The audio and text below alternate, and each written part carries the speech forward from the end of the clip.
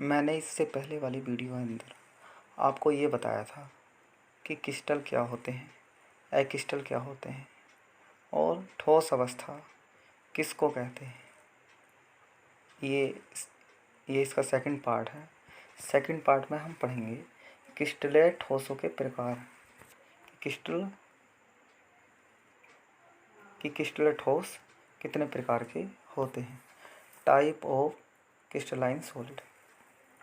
इसके अंदर क्या है कि क्रिस्टलीय जालक लैटिस जो है, जो क्रिस्टल का लैटिस जो है, हम इसको ऐसे समझ सकते हैं कि क्रिस्टल की जाल जैसी आकृति, ठीक है ना, में उपस्थित आकर्षण बलों के आधार पर, ठीक है ना, आकर्षण बलों के आधार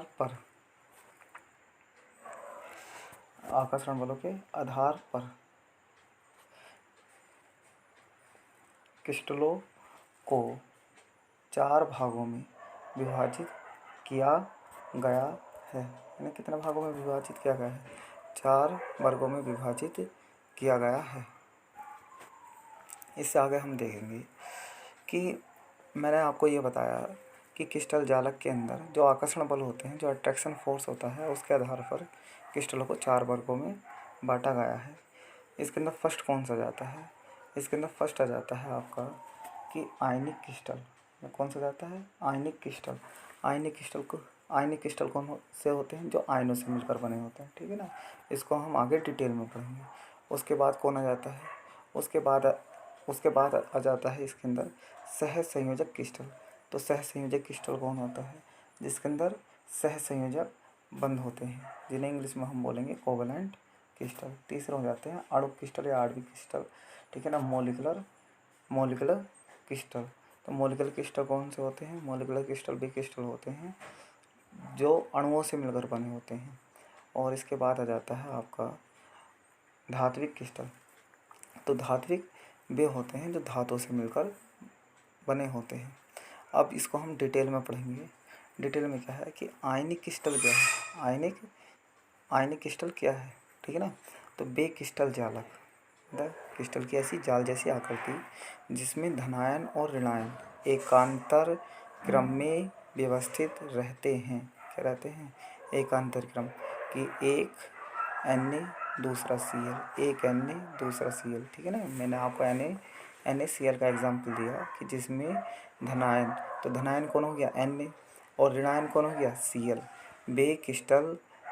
वे क्रिस्टल जालक जिनमें धनायन और ऋणायन एकांतर क्रम में व्यवस्थित रहते हैं, उनका जो अरेंजमेंट होता है वो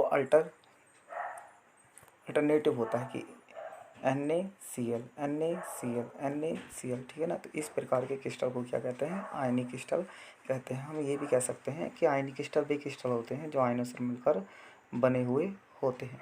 इसके अंदर एक बात और है कि यह परस्पर वैद्युत स्थितिक बल, मतलब इलेक्ट्रोस्टैटिक फोर्स, क्योंकि आयनों के बीच में कौन सा फोर्स लगेगा?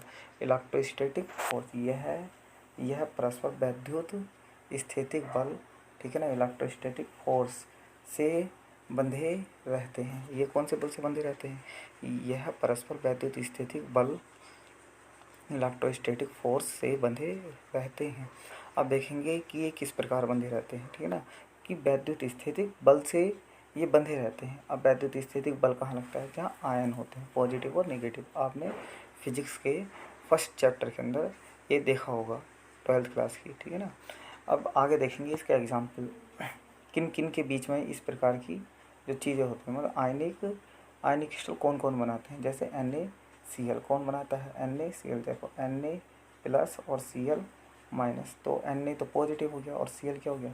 निगेटिव हो गया। इसी प्रकार Na प्लस और Cl माइनस, Li प्लस और F माइनस। आप ये देखेंगे कि इसके अंदर F की इलेक्ट्रोनेगेटिव, इनके बीच में बॉन्ड होता है, तो ये बॉन्ड ज़्यादा इलेक्ट्रोनेगेटिव एटम की ओर ब्रेक हो जाता है, जिसके वजह से F माइनस और Li जो प्लस हो गया। तो अगर पॉजिटिव नेगेटिव के बीच में जो फोर्स लगता है, ठीक है ना, तो हम कह सकते हैं कि इनके बीच में इलेक्ट्रोस्टैटिक फोर्स लगता है। इनके बीच में क्या लगेगा, पॉजिटिव नेगेटिव के बीच में इलेक्ट्रोस्टैटिक फोर्स लगेगा। अब इस फोर्स को, इसे कूलाम आकर्षण बल भी कह सकते हैं। इसको क्या कह सकते हैं, इसको कूलाम आकर्षण बल भी कह सकते हैं। अर्थात इनमें वैद्युत संयोजी बंध पाया जाता है। और इसके अंदर किस प्रकार का बंध पाया जाता है, वैद्युत संयोजी, मतलब पॉजिटिव और निगेटिव, ठीक है ना। पॉजिटिव और निगेटिव के बीच में बल लगता है, उसको हम कहते हैं वैद्युत सह संयोजी। तो Na+Cl-, तो इन दोनों के बीच में जो लगेगा वो वैद्युत सह संयोजी बल लगेगा, ठीक है ना। फिर आगे मैंने इसी चीज़ को ये बताने की कोशिश की है कि विपरीत आवेशित आयन, ठीक है ना, विपरीत आवेशित आयन के एक विशेष, इसी टॉपिक से एक रिलेटेड टॉपिक है, एक छोटी सी डेफिनेशन है जो आपके आगे चल के काम आएगी कि कोऑर्डिनेशन नंबर क्या होता है। तो विपरीत आवेश के एक विशेष आयन, विपरीत आवेश के एक विशेष आयन को चारों ओर से घेरने वाले आयनों की संख्या को आयन की सह समव्यय संख्या कहते हैं, मतलब कोऑर्डिनेशन नंबर कहते हैं। तो आप देखेंगे, देखो मैं आपको इस चीज़ को बताता हूँ कि ये है क्या, कि Na है, क्या लिखा हुआ है Na+, तो इसके ऊपर क्या होगा Cl-, Cl-, Cl-, Cl- और Cl-, ठीक है, गिनो 1 2 3 4 5 और एक Cl-। तो विपरीत आवेशित आयन, विपरीत आवेशित आयन कौन हो गया, पॉजिटिव। और पॉजिटिव को विपरीत आवेशित आयन हो गए, जैसे पॉजिटिव के लिए निगेटिव। तो पॉजिटिव आयन को किसने घेर रखा है, निगेटिव आयन ने। तो एक Na को 6 Cl घिरे रहते हैं, जिसे हम कहते हैं कि Na की कोऑर्डिनेशन नंबर क्या है, Na की कोऑर्डिनेशन नंबर 6 होती है, ठीक है, क्या होती है, 6 होती है। आगे देखेंगे कि सहसंयोजी क्रिस्टल कौन होते हैं। सहसंयोजी क्रिस्टल में जालक, ठीक है ना, क्रिस्टल में जालक बिंदु पर स्थित। तो जालक बिंदु का है, जैसे हम डायमंड की स्ट्रक्चर देख सकते हैं। तो डायमंड के अंदर क्या होगा, डायमंड के अंदर यहाँ पे C होगा, ठीक है ना, डायमंड के अंदर क्या होगा, C होगा, यानी कार्बन होगा। और यहाँ पे भी क्या होगा, कार्बन होगा, ठीक है ना। इस पॉइंट पे भी कार्बन होगा और ऊपर वाले पॉइंट पे भी कार्बन होगा। तो इसके अंदर लिखा है कि क्रिस्टल में जालक बिंदु पर स्थित, ठीक है ना। तो मैंने अभी दिखाया था, जहाँ CC लिखा था ये जालक बिंदु है। तो जालक बिंदु जहाँ जहाँ डॉट डॉट इसके अंदर लगे हुए हैं, ये सब जालक बिंदु हैं। तो जालक बिंदुओं के बीच इलेक्ट्रॉन की साझेदारी से बने बंध, इलेक्ट्रॉन की साझेदारी से बने बंध सहसंयोजी क्रिस्टल में परमाणु को बांधने वाला बंध क्या होता है, सहसंयोजी क्रिस्टल होता है। अर्थात कार्बन कार्बन के बीच में किस प्रकार का बंध पाया जाता है, सहसंयोजी बंध पाया जाता है। इस प्रकार के क्रिस्टल क्या कहलाते हैं, सहसंयोजी क्रिस्टल कहलाते हैं। उदाहरण क्या हो गया, जैसे हीरा, सिलिकॉन, कार्बाइड, सिलिका, इस प्रकार के इसके एग्जाम्पल हो गए कि हीरा हो गया, सिलिकॉन हो गया, कार्बाइड हो गया, ठीक है ना। तो सिलिकॉन और कार्बाइड, ठीक है ना। तो इस प्रकार के जितने भी हमारे पास कंपाउंड है, ये जैसे हीरा है, एलिमेंट है, तो ये सारे के सारे जो होते हैं, जैसे हीरे की संरचना है, तो इसके अंदर किस प्रकार का बंध पाया जाता है, सहसंयोजी बंध पाया जाता है। और ये किस प्रकार का क्रिस्टल होता है, सहसंयोजी क्रिस्टल होता है। अब आ जाते हैं अणु ठोस या मोलिकुलर सॉलिड। इसे हम अणु ठोस भी कह सकते हैं, मोलिकुलर सॉलिड। लिखा हुआ है यहाँ पर, क्या लिखा हुआ है कि अणुओं, आणविक ठोस, आणविक ठोस मतलब अणु ठोस होते हैं। अणु वह ठोस होते हैं जिनके संरचनात्मक का मतलब जिनसे वो बने हुए होते हैं, कण क्या होते हैं, अणु होते हैं। यदि कण क्या होंगे, यदि कण अणु होंगे, ठीक है ना। अगर कोई ऐसा ठोस है जिसमें कण क्या होंगे, अणु होंगे, तो इस प्रकार का क्रिस्टल क्या कहलाता है, इस प्रकार का क्रिस्टल अणु ठोस या मोलिकुलर क्रिस्टल कहलाता है, ठीक है ना। यह अणु किस बंध के द्वारा जुड़े होते हैं या इनके बीच में किस प्रकार का बंध होता है। तो यह अणु परस्पर दुर्बल वांडर बाल बलों के से बंधे रहते हैं। किसके द्वारा बंधे रहते हैं, वांडर बाल बंधों के द्वारा बंधे रहते हैं। आगे देखेंगे, आगे क्या है कि आगे कि इसका प्लस, ठीक है ना, इसका प्लस और इसके माइनस के बीच में क्या होगा, अट्रैक्शन फोर्स लगेगा। इन दोनों के बीच में क्या लगेगा, अट्रैक्शन फोर्स लगेगा, ठीक है ना। इसी प्रकार यहाँ पे प्लस है और यहाँ पे माइनस है, तो इनके बीच में big van der Waals force होता है, ठीक है ना। यहाँ पे माइनस, यहाँ पे प्लस, इनके बीच में क्या लगेगा, बिग वान डेर वाल फोर्स लगेगा, ठीक। तो इस प्रकार हम एग्जाम्पल दे सकते हैं, स्ट्रक्चर को बना सकते हैं। इसके कौन कौन एग्जाम्पल हो सकते हैं, जैसे ठोस ठोस कार्बन डाइऑक्साइड, जैसे ठोस कार्बन डाइऑक्साइड, जैसे ठोस CO2, ठीक है ना, सॉलिड CO2। दूसरा कौन हो जाएगा, बर्फ। तीसरा कौन हो जाएगा, आयोडीन, ठीक है ना। इस प्रकार के जो क्रिस्टल होते हैं, ये एग्जाम्पल किसके हो गए, ये एग्जाम्पल, ये सारे के सारे एग्जाम्पल किसके हो गए, ये सारे के सारे एग्जाम्पल मॉलिक्यूलर सॉलिड या मॉलिक्यूलर क्रिस्टल के हो गए। फिर आगे चलेंगे, अगला टॉपिक हमारा शुरू हो जाता है। अगला टॉपिक है धात्विक क्रिस्टल। धात्विक क्रिस्टल मतलब जिनके अंदर मेटलिक बॉन्ड होगा, जिनके अंदर मेटलिक बॉन्ड होगा। देखो क्या लिखा हुआ है कि धात्विक ठोस, धात्विक क्रिस्टल भी कह सकते हैं, मेटलिक क्रिस्टल या मेटलिक सॉलिड। कि धात्विक क्रिस्टल में प्रत्येक धात्विक परमाणु कौन हो गया, जैसे Na, क्या हो गया, जैसे Na प्लस या Fe प्लस प्लस, ठीक है ना। तो मेटल के ऊपर अगर पॉजिटिव चार्ज होता है नहीं, तो जैसे मैं आपको एक बार और बताऊं कि Fe, इसके अंदर क्या हो जाएगा, Fe क्या हो गया, मेटलिक एटम। सोडियम क्या हो गया, मेटलिक मतलब धात्विक परमाणु, ठीक है ना। जैसे Li क्या हो गया, धात्विक परमाणु। और भी बताते हैं एग्जाम्पल, और कौन हो सकते हैं धात्विक जो परमाणु, ठीक है ना। एल्युमिनियम, एटॉमिक नंबर इसका 13 होता है, ठीक है ना। और कौन हो गया, और हो जाता है हमारा Au, लगभग 98 के करीब, ठीक है ना, 98 के करीब लगभग मेटल हैं, ठीक है ना। एल्युमिनियम, गोल्ड इसका 79, Ag47, ठीक है, इसका एटॉमिक नंबर होगा। तो ये सारे के सारे मेटल हैं, ठीक है ना। तो धात्विक परमाणु अपनी संयोजकता कोष जो कौन सा होता है, जैसे मैं आपको एक एग्जांपल बताता हूँ। जैसे लिखा हुआ है 1s2, ठीक है, क्या लिखा हुआ 1s2, 2s2, 2p6, क्या हो गया 2p6। तीसरा कौन सा हो गया 3s1, 3s1, ठीक है ना।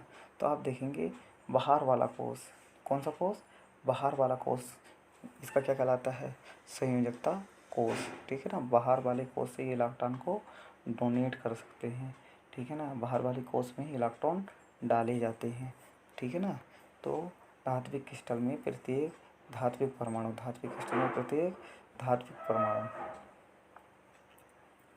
अपने संयोजकता कोष में बाहर वाले कोष के इलेक्ट्रॉनों को त्याग देता है। अगर कोई भी इलेक्ट्रॉन त्याग देगा, जैसे Na है, ये इलेक्ट्रॉन डोनेट करेगा, क्या करेगा, डोनेट, तो Na प्लस और क्या निकल जाएगा, इलेक्ट्रॉन निकल जाएगा, क्या निकल जाएगा, इलेक्ट्रॉन। तो इलेक्ट्रॉन बाहर चला गया, तो ये क्या बन गया, पॉजिटिव चार्ज आ गया। इसके ऊपर कौन सा चार्ज आएगा, पॉजिटिव चार्ज आ गया।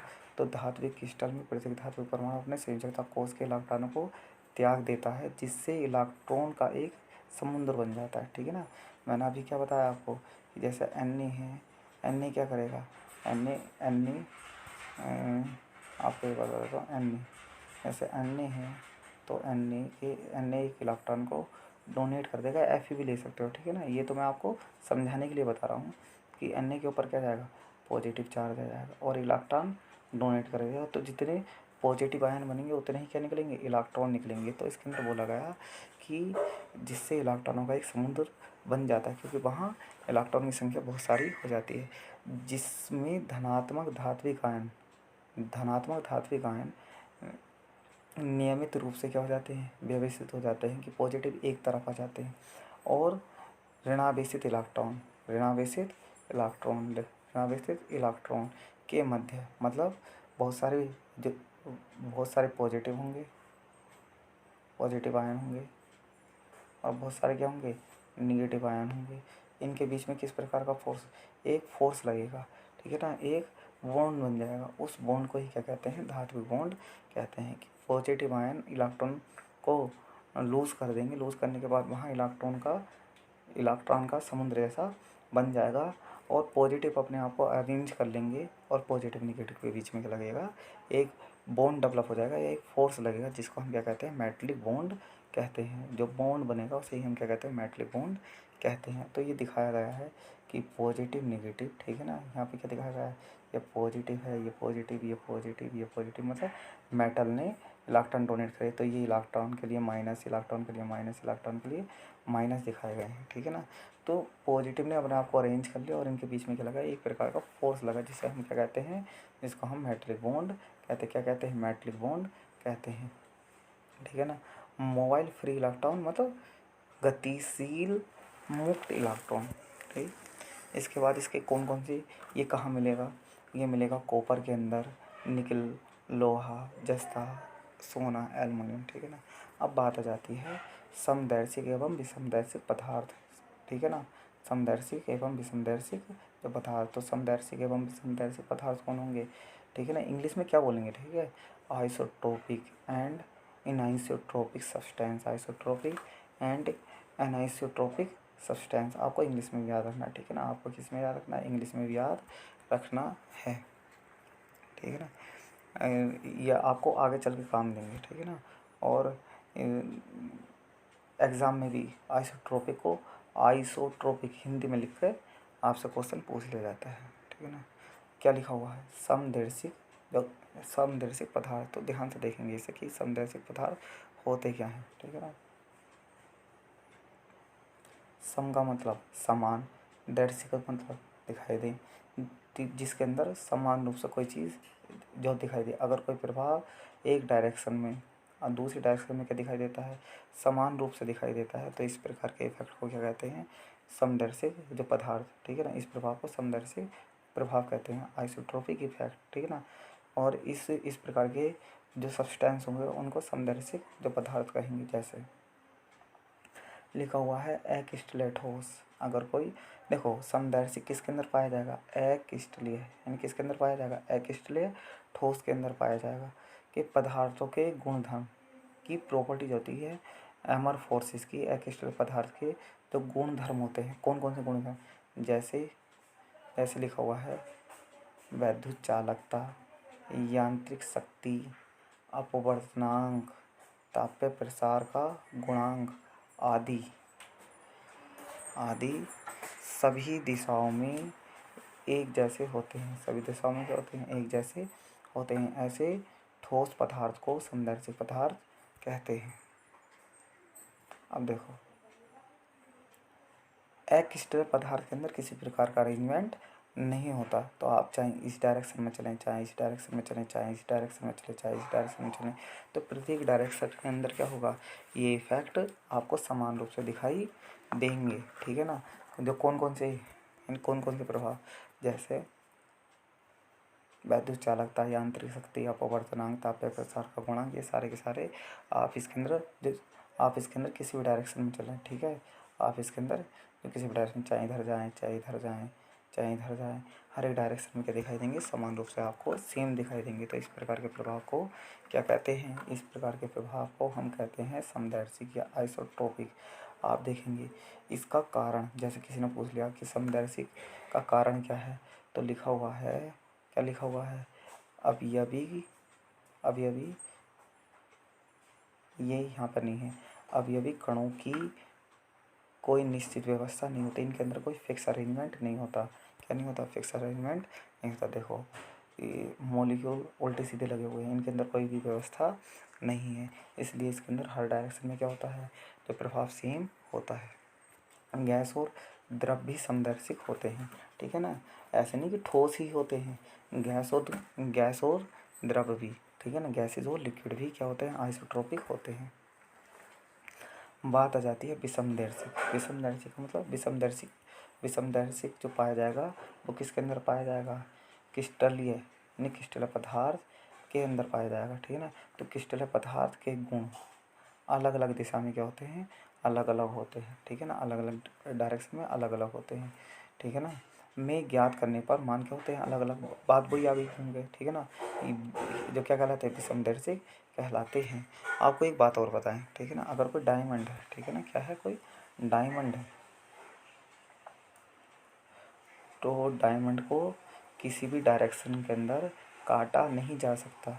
क्यों नहीं काटा, इसको क्यों नहीं काटा जा सकता, क्योंकि अगर आपने इसे उल्टी सीधी डायरेक्शन में काटा तो ये अपनी चमक खो सकता है, क्योंकि इसके अंदर कार्बन का एक फिक्स अरेंजमेंट होता है, ठीक है ना। इसलिए डायमंड आपको देखा होगा आपने दुकान के अंदर कि डायमंड को हर एक एंगल से देखा जाता है कि इसके अंदर इसको काटने की पॉसिबिलिटी कितनी है, उसी प्रकार उसी हिसाब से उसकी कॉस्ट होती है, ठीक है ना। साइज़ पे डिपेंड नहीं करती कि छोटा है या बड़ा है, ठीक है ना। डिपेंडेंसी होती है कि उसके अंदर उसको ढालने के लिए, ठीक है ना, कि अगर हम उसको काटते हैं तो उसके अंदर कितनी पॉसिबिलिटी है उसको काटने की, उसे ही हम क्या कहते हैं, उसको ही हम कहते हैं विषमदर्शी। क्यों, क्योंकि हर एक डायरेक्शन में क्या होंगे इफेक्ट।